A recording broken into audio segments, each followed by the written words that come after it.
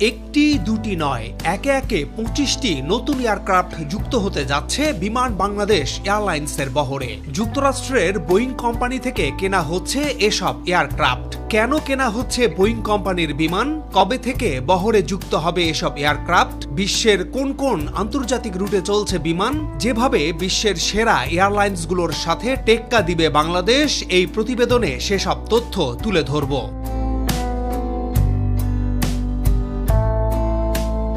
স্বাধীন বাংলাদেশে 1972 সালের 4 জানুয়ারি সূর্যাস্তের রক্তিম দিগন্ত ছুঁতে যাত্রা শুরু হয় বিমান বাংলাদেশ এয়ারলাইন্সের। একই বছরের 7 মার্চ চট্টগ্রাম ও সিলেটে এবং 9 মার্চ যশোরে একটি ফ্লাইটের মাধ্যমে আকাশে ওড়ে বিমান। এরও 3 দিন আগে 4 মার্চ 179 জন যাত্রীকে লন্ডন থেকে ঢাকায় নিয়ে আসার মাধ্যমে বিমানের প্রথম আন্তর্জাতিক ফ্লাইট সম্পন্ন হয়। এভাবেই শুরু হয়েছিল বিমানের অভ্যন্তরীণ ও আন্তর্জাতিক কার্যক্রম।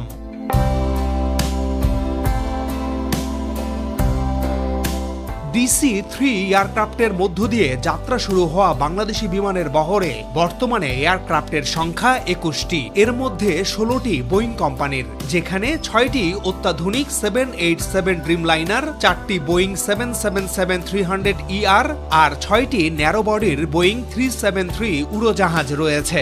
এর বাইরে বিমানের বহরে স্বল্প দূরত্বের রুটে চলাচল উপযোগী 5টি -800 উড়োজাহাজ রয়েছে।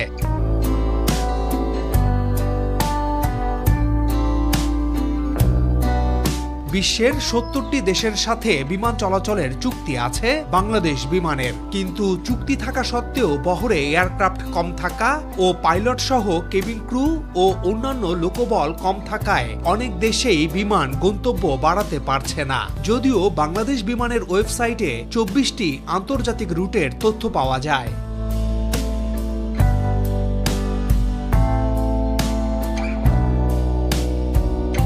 বর্তমানে বিমান বাংলাদেশ এয়ারলাইন্স প্রতিদিন গড়ে প্রায় 12টি এবং প্রতি সপ্তাহে প্রায় 83টি আন্তর্জাতিক ফ্লাইট পরিচালনা করে। একটি রাষ্ট্রীয় বিমান পরিবহন সংস্থা হওয়া সত্ত্বেও বছরের পর বছর ধরে বিমানকে যোগ্য করে তোলা হয়নি, যে কারণে শুধু এশিয়ার দেশগুলোর এয়ারলাইন্সের সাথেও প্রতিযোগিতায় অনেক পিছিয়ে আছে বিমান। এমনকি এশিয়ার সেরা 100 এয়ারলাইন্সের ভেতরেও বিমানের নাম থাকে না।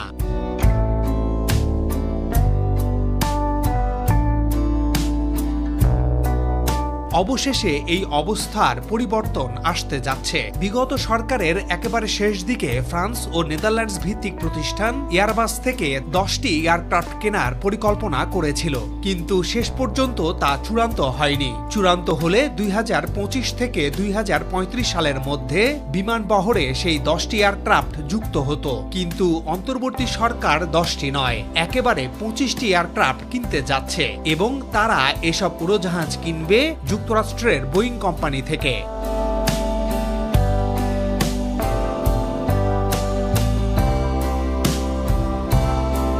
কেন বোয়িং থেকে কিনবে বিমান? এটা অনেকেই জানে। যুক্তরাষ্ট্রের প্রেসিডেন্ট হিসেবে ট্রাম্প দায়িত্ব নেয়ার পর বিশ্বজুড়ে শুরু হয়েছে বাণিজ্য কেন্দ্রিক অস্থিরতা। বিভিন্ন দেশের উপরে ইচ্ছে মতো শুল্ক বাড়িয়েছে ট্রাম্প প্রশাসন। শুরুতে বাংলাদেশের ওপর অতিরিক্ত 35% শুল্ক চাপিয়ে দেয় আমেরিকা। এই বিপুল শুল্কের চাপ থেকে কিছুটা ছাড় পেতে হলে আমেরিকার শর্ত অনুযায়ী তাদের দেশ থেকে আরও পণ্য কিনতে হবে, অর্থাৎ বাণিজ্যের ঘাটতি কমাতে চায় আমেরিকা। বিভিন্ন দেশ বিভিন্ন কৌশলে শুল্ক ছাড় পেতে যুক্তরাষ্ট্রের সাথে দেন দরবার করছে। বাংলাদেশও সেই চেষ্টা করছে। ভারত যেমন 100টা বোয়িং বিমান কেনার অর্ডার দিয়েছে, ভিয়েতনামও দিয়েছে 100টা, ইন্দোনেশিয়া দিয়েছে 50টা, আর বাংলাদেশ দিল 25টা।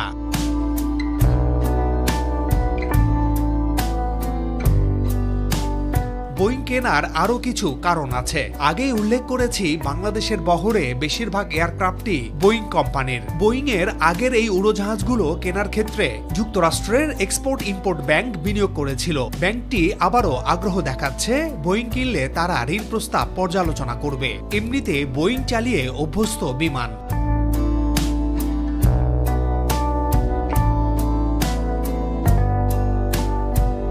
বোয়িংয়ের জ্বালানি খরচ এয়ারবাসের চেয়ে 6% কম হয়। এছাড়া রক্ষণাবেক্ষণে 30% কম খরচ হয় এয়ারবাসের চেয়ে। বোয়িংয়ের দুর্ঘটনার হারও অনেক কম। যদিও 2025 সালের জুনে ভারতের আহমেদাবাদে একটি বোয়িং 787 দুর্ঘটনায় পড়ে, তবে সেটি ছিল এই মডেলের প্রথম বড় দুর্ঘটনা। বোয়িংয়ের অ্যাক্সিডেন্ট রেট প্রতি মিলিয়ন ফ্লাইটে মাত্র 0.09%। বিশ্বের অন্তত 150টি দেশের বিভিন্ন বেসরকারি ও রাষ্ট্রীয় এয়ারলাইন্স বোয়িংয়ের উড়োজাহাজ ব্যবহার করে। 75টির বেশি জাতীয় এয়ারলাইন্স যেমন American Airlines, British Airways, Turkish Airlines, Emirates, Qatar Airways, Japan Airlines, Biman Bangladesh Airlines ও সাউদিয়া সবাই বোয়িং ব্যবহার করে।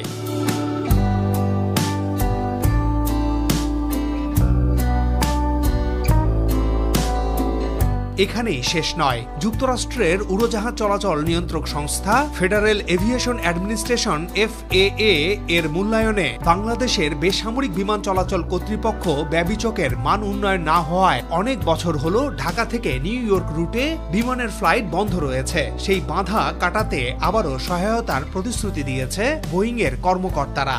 AA ক্যাটাগরি 2 থেকে ক্যাটাগরি 1-এ ব্যবিচকের উত্তরণে নিজ খরচে পরামর্শক প্রতিষ্ঠান নিয়োগেরও প্রতিশ্রুতি দিয়েছে তারা।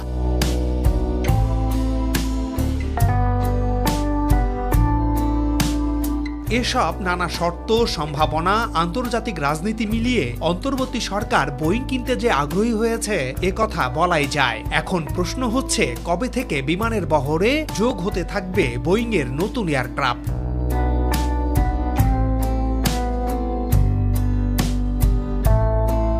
বাংলাদেশের খুব জরুরি ভিত্তিতে এয়ারক্রাফট দরকার, পারলে এই বছরই কয়েকটি প্রয়োজন। কিন্তু বোয়িংয়ের কাছে আগে যারা অর্ডার করেছে মূলত তাদেরটাই আগে সরবরাহ করবে যুক্তরাষ্ট্রের প্রতিষ্ঠানটি। তবে সরকারের আশা অন্তত 2026 সালের মধ্যে 2 থেকে 3টি এয়ারক্রাফট বাংলাদেশ পেতে পারে এবং ধারাবাহিকভাবে 2035 সালের মধ্যে বিমানের বহরে যোগ হবে 25টি এয়ারক্রাফট।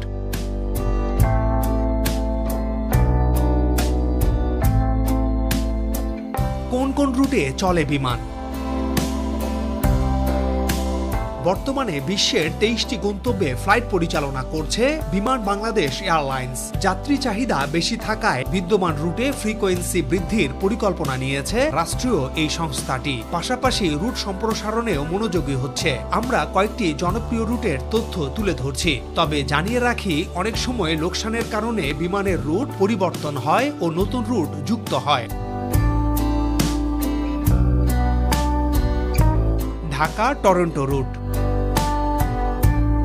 কানাডার টরন্টোতে সরাসরি বিমানের ফ্লাইট পরিচালনার স্বপ্ন বাস্তবে রূপ পায় 2022 সালের জুলাই মাসে। এই রুটটি নিয়ে যাত্রীদের ভীষণ আগ্রহের কারণে খুবই আশাবাদী ছিল বিমান কর্তৃপক্ষ এবং বাস্তবেও সেটাই প্রতিফলিত হয়েছে। শুরু থেকেই এই রুটটি লাভজনক একটি গন্তব্য হিসেবে প্রমাণিত হয়েছে। এই রুটে যাওয়া ও আসায় গড়ে 90% যাত্রী থাকে।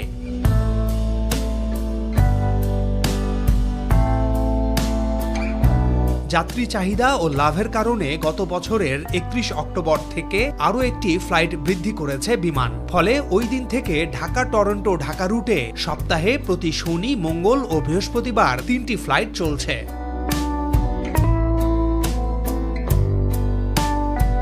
Dhaka Guangzhou root.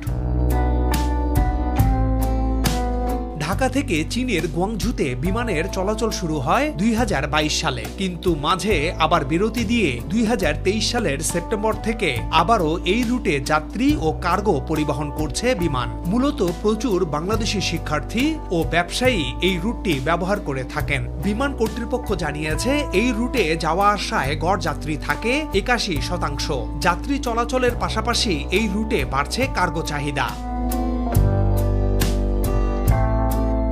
Dhaka Rome root. Dhaka থেকে ইতালির রাজধানী রোমে বিমান চলাচল পুনরায় শুরু হয় গত বছরের 26 মার্চ থেকে। 2015 সালে এই রুটে বিমান চলাচল বন্ধ করা হয়। দীর্ঘ 9 বছর পর নতুন করে চালু হয় এই রুট। মাত্র 9 ঘন্টায় ঢাকা থেকে ইতালির রাজধানীতে পৌঁছায় বিমান। বিমান সপ্তাহে 3 দিন সোম, মঙ্গল ও বৃহস্পতিবার ফ্লাইট পরিচালনা করে। ইতালিতে 1.5 লাখের বেশি বাংলাদেশি বসবাস করেন। বসবাসকারী এবং বাংলাদেশ থেকে যাওয়া আসা করা বাংলাদেশির সংখ্যাটা বছরে 3 লাখেরও বেশি। এই রুটকে জনপ্রিয় করতে আল ইটালিয়ার সাথে ইন্টারলাইন চুক্তি করেছে বিমান। তাতে এই ফ্লাইটের সাথে যুক্ত করা হয় ইতালির আরও 3 শহর মিলান, নেপলস, ভেনিস। সাথে জার্মানির ফ্রাঙ্কফুর্ট থেকে রোম হয়ে ঢাকা ও ফ্রান্সের প্যারিস থেকে রোম হয়ে ঢাকাকেও যুক্ত করার কাজ চলছে।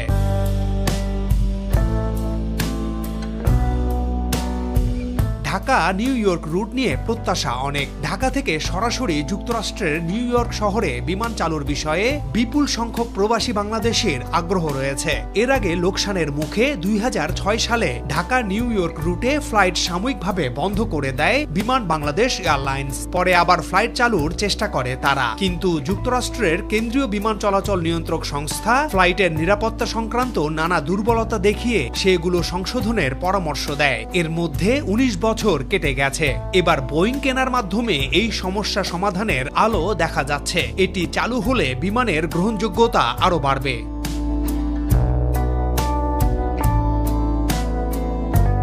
আসলে বাংলাদেশ বিমানকে বিশ্বের নামকরা এয়ারলাইন্সগুলোর সাথে প্রতিযোগিতায় টিকতে হলে বিমান বহরে অত্যাধুনিক উড়োজাহাজ সংযোজন করতেই হবে, সম্প্রসারণ করতে হবে নতুন নতুন রুট।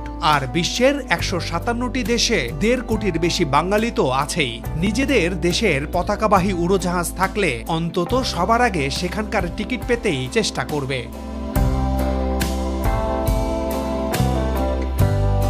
বিমান কি লাভজনক?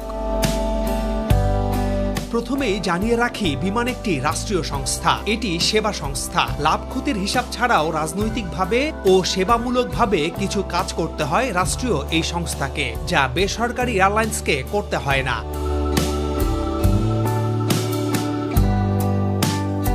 যা হোক, বিমানের আয়ের খাত মূলত 3টি। 1 পরিবহন থেকে আয়, 2 গ্রাউন্ড হ্যান্ডলিং থেকে আয়, 3 ক্যাটারিং সার্ভিস থেকে আয়। আপনারা জানেন, দেশের প্রধান বিমানবন্দর হযরত শাহজালাল সহ দেশের সব বিমানবন্দরের গ্রাউন্ড ও কার্গো হ্যান্ডলিং এর কাজ করে থাকে বিমান বাংলাদেশ এয়ারলাইন্স।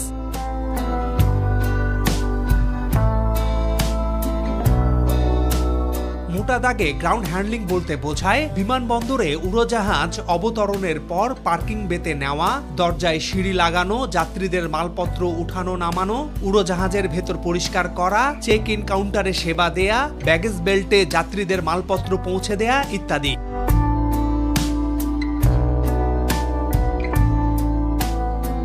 2023-24 অর্থবছরে রেকর্ড পরিমাণ আয় করেছে বিমান, যার পরিমাণ 10,575 কোটি টাকা। 2022-23 অর্থবছরের চেয়ে যা 9.50% বেশি। একই সঙ্গে 2023-24 অর্থবছরে বিমান 1,556 কোটি টাকা অপারেশনাল মুনাফা অর্জন করেছে। তবে এক্সচেঞ্জ লস ও ট্যাক্স পরবর্তী 282 কোটি টাকা নিট মুনাফা অর্জিত হয়েছে। এ নিয়ে কোভিড মহামারীর পর টানা চতুর্থবারের মতো লাভের ধারা অব্যাহত রাখে বিমান।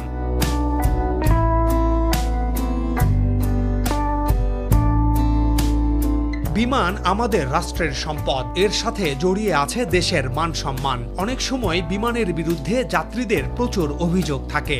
বিমানে যাত্রা করে একবার আমারও খারাপ অভিজ্ঞতা হয়, বিশেষ করে শিডিউল মেইনটেইন না করা, যান্ত্রিক ত্রুটির জন্য সময় ক্ষেপণ এবং টিকিট নিয়েই আছে বিস্তর অভিযোগ। বিমানের টিকিটের দাম অনেক বেশি ও টিকিট পাওয়া যায় না, যদিও টিকিট নিয়ে বিড়ম্বনা এখন কিছুটা কমেছে।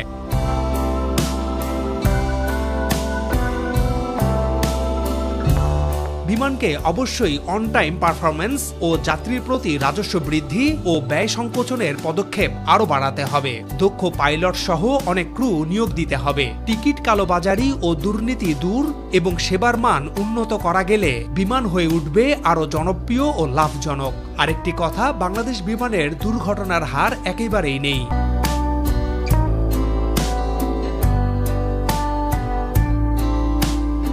আজ এ পর্যন্তই। সবাই ভালো থাকবেন। আবারও দেখা হবে দেশের উন্নয়ন ও অগ্রযাত্রার তথ্য নিয়ে নতুন কোনো প্রতিবেদনে। সাবস্ক্রাইব করে সাথে থাকার অনুরোধ থাকলো।